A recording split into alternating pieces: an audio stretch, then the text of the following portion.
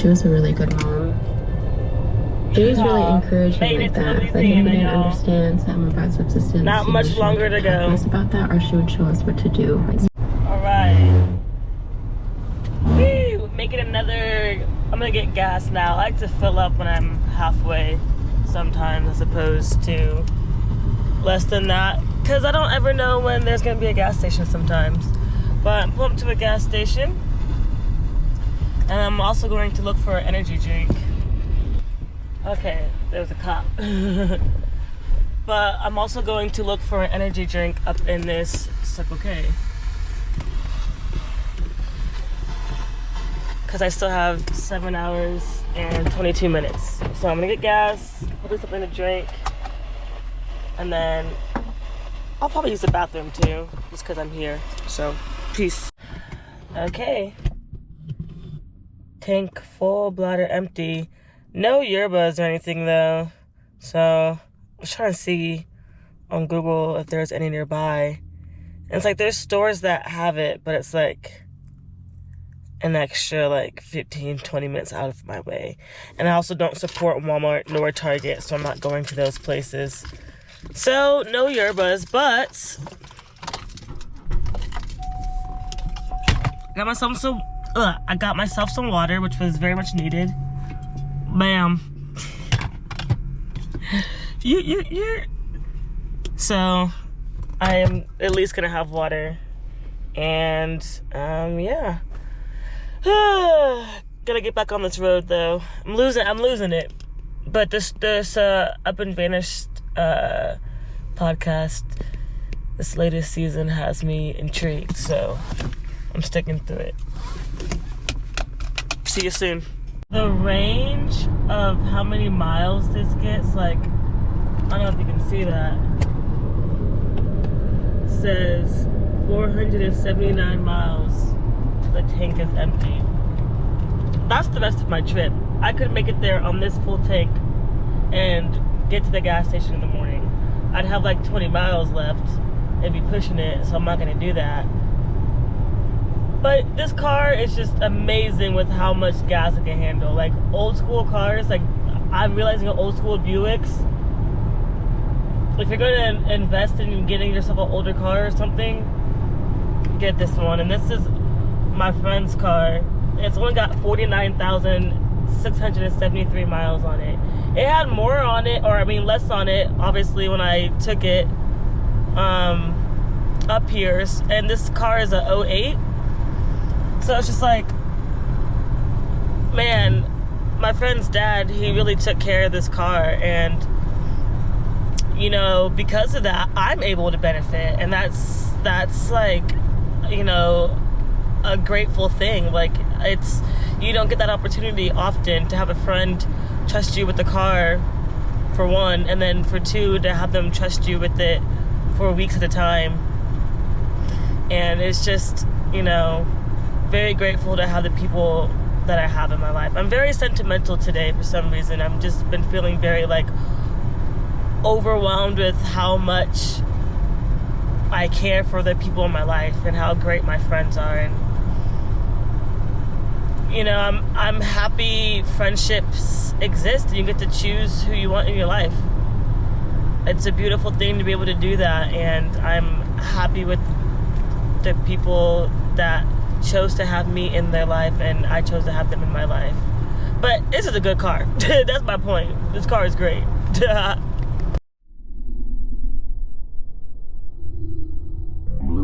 I'm going to do it. Well, I mean, the more you talk to him, the better. I think it was because a the circus or more something. he Oh, it's cool. talks about this and what. Okay. Ooh. I gotta stop for some more water soon. I'm so thirsty. I finished my water. Super cotton mouth, but drive is going well. 5 hours left, which isn't bad. It's going good. It's going good. It's going good. I actually don't know what state I'm in. I don't think I'm in Texas yet, but well, the speed limit has gone up to 75, so part of me feels like I'm either in Texas or I'm about to be in Texas. But I apparently wasn't focusing because I haven't seen a welcome to Texas sign. But what's happening down there? But yeah, we're zooming along. Only 4.5 hours left. Like,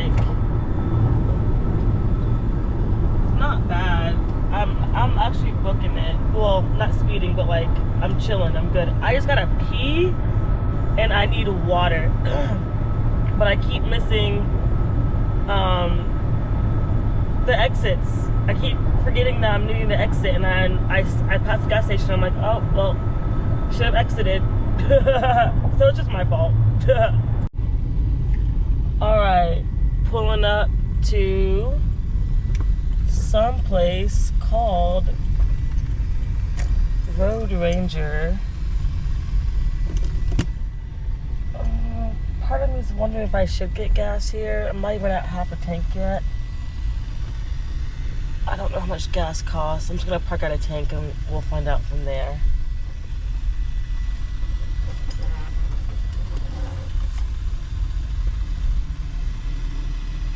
$2.57. Okay. Let's potentially then just get gas here. Woo! I gotta pee though. Alright. Let's see how much $10 gets us. Let's see. That's what I put in. Alright, $10 is in. It got me almost full. Almost there. Not bad, not bad, not bad, not bad. Okay, I'm gonna keep pushing, keep going. Got this, got this. So, 2 things. That was such a long pee. I didn't realize how long I was holding it. But I'm pretty sure that my period started. Second thing is I put 10 on the tank, and I also grabbed a water, and the total was $13.24. And I had a 20, but I also had like a 5 and like the rest of it in ones. Like I had $13 exactly, but all my change was here in the car. And I was like, damn. And she's like, what's wrong? I was like, I have 13 here, but I don't have a quarter on me. It's in the car. She's like, oh, I got you. I was like, I can come back in and give it to you. She's like, no, just pay it forward. So I owe somebody a quarter. But for real, that was super nice of her. But yeah, let's get back on the road again. It's 2:13.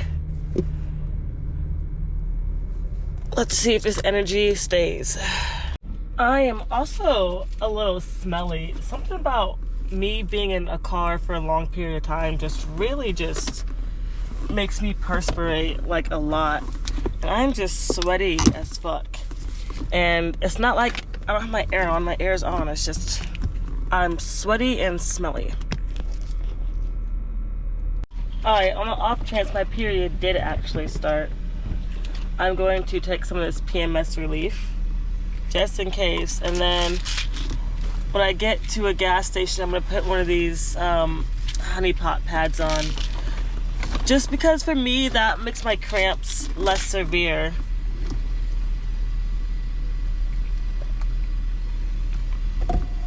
Even if my period isn't there.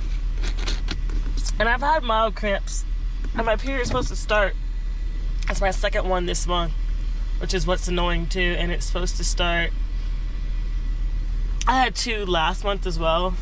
It's 4 days late. It's supposed to start February 22nd. So I had 2 in January. I had 2 in November, 2 in October. Just doubling up on periods. And I'm pretty sure Shauna misses a lot of their periods. So I just am taking one for the team, I guess. And yeah, so I'm supposed to have this period coming up. It was supposed to have started the 22nd and the 26th, which is today. And then I have a period coming up in March, just the one. So hopefully it sticks and stays that way, but yeesh. Should be stressing me out.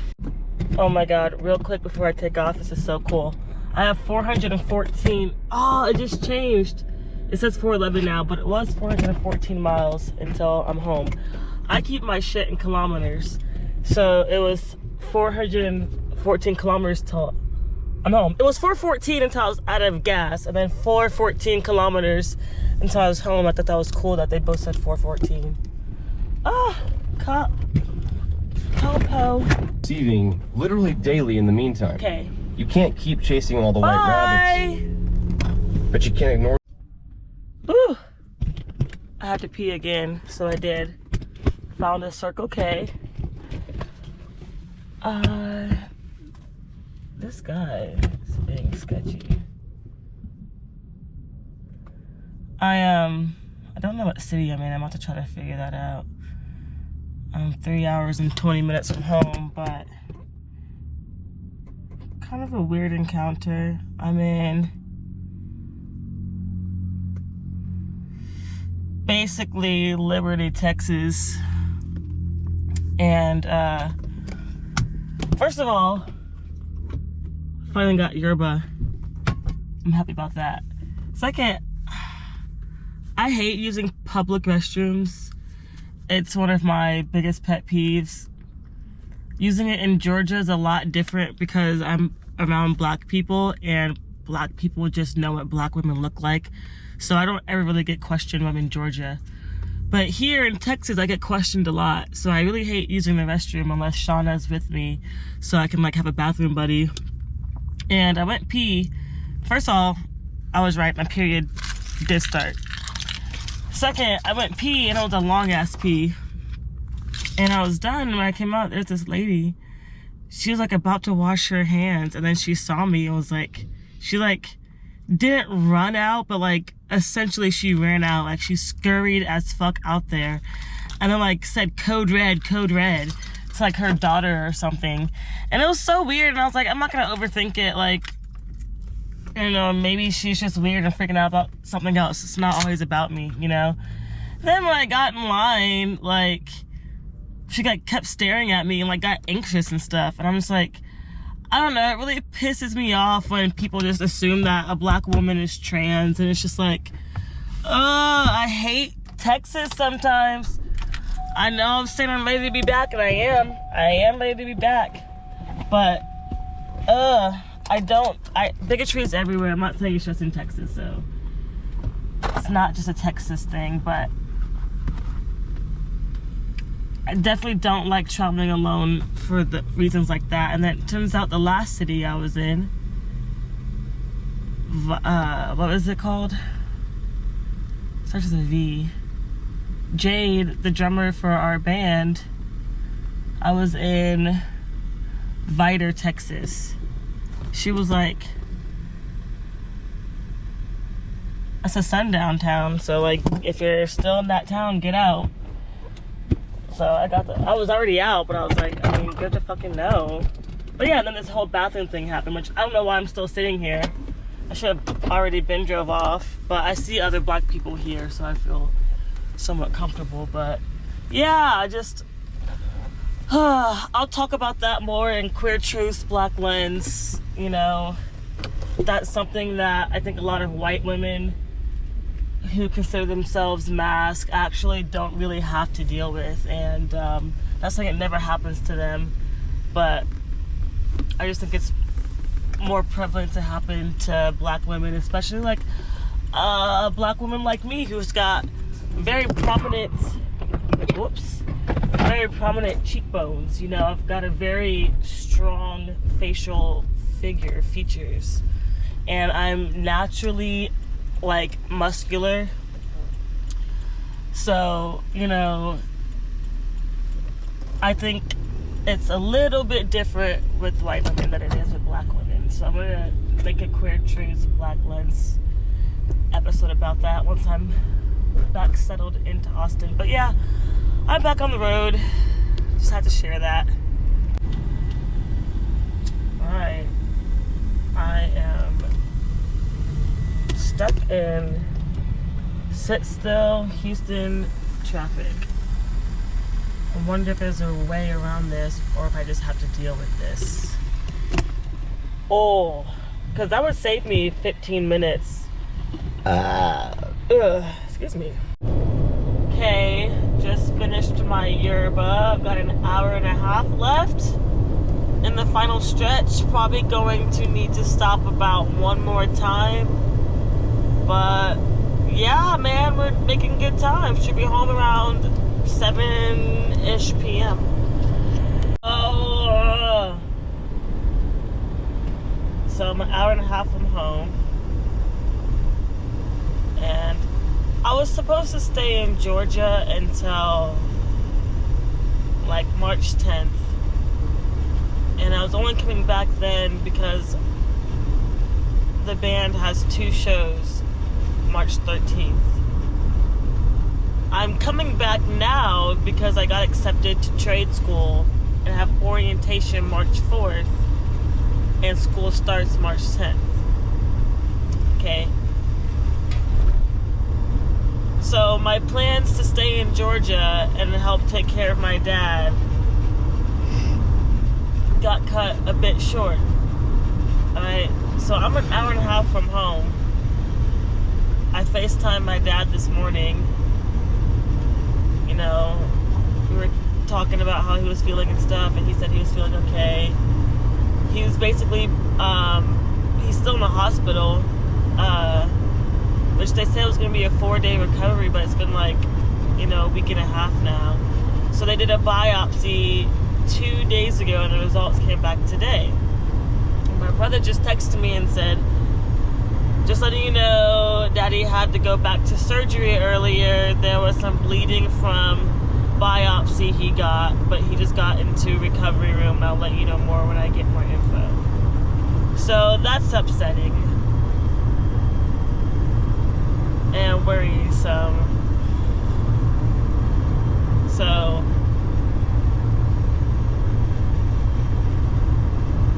yeah, it just makes me question my priorities. Like,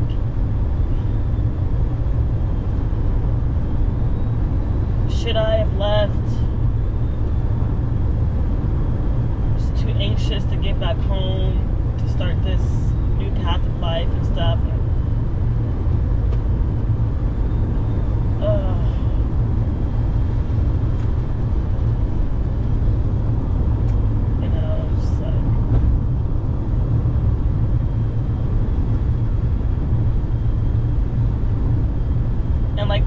Shitty thing is like I only just barely had enough money to make it back here, so I can't even go back if I really wanted to or could, or just but you know, this is good for me. My brother, you know, said the doctor just called and said there was little bleeding, and you know, there hasn't been any new bleeding for an hour.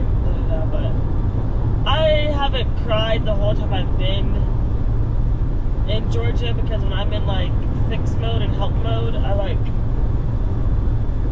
stay in that. But now that I'm like, you know, I guess almost home and stressed, anxious, it's just like, you know, it's a good cathartic cry. But I'm trying not to worry, but I am. And this is the Fox True Crime Podcast. And I had nothing to do with her disappearance, but people still accuse me of it. I sit down with the people who lived the nightmares. I was in shock. I was just devastated. The investigators who tirelessly worked on the case. I feel for their families, and I really hope that they can catch this guy. Bringing you closer to the story than you ever thought possible. Listen and follow now at foxnewspodcasts.com or wherever you get your podcasts. Here are 3. Mike Rooney and Cooper Skinner, with additional editing by Dylan Harrington. Supervising producer is Tracy Kaplan. Additional production by Victoria McKenzie, Alice Kanique Glenn, and Eric Quintana. Artwork by Rob Sheridan. Original music by Makeup and Vanity Set. Mixed and mastered by Cooper Skinner. Thank you to Oren Rosenbaum and the team at UTA, Beck Media and Marketing, and the Nord Group. Special thanks to all of the families and community members that spoke to the team. Additional information and resources can be found in our show notes. For more podcasts like Up and Vanished, search Tenderfoot TV on your favorite podcast app or visit us at tenderfoot.tv. Thanks for listening. 7:06. I'm home. Oh, I made it. Came home to some food. Who are you? Is this the person I was talking about the whole time? This is my last Georgia video, essentially. I'm home. Bye. Oh my God, so I'm coming to take a shower and look at what Shauna did for me. Oh, weeks left of school, you give me a countdown, welcome home. Oh, and that little note. Y'all don't get to read that, that's for me. How cute. Cute.